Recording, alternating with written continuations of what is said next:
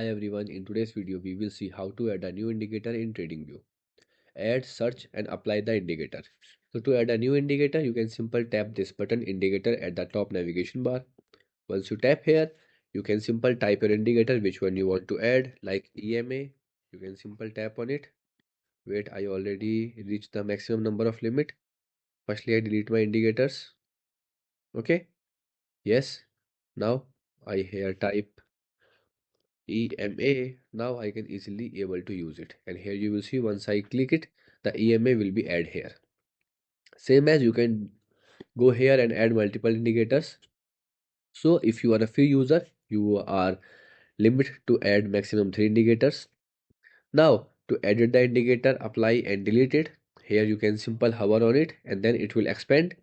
Now hide button to hide the indicator, delete button to remove the indicator, and the setting icon to modify the indicator settings like visibility, length, color. Here you will see the color will be changed. Okay, and the input style, length, you can easily customize it. So here is how you can easily add indicator and apply and search and customize it. Okay, goodbye.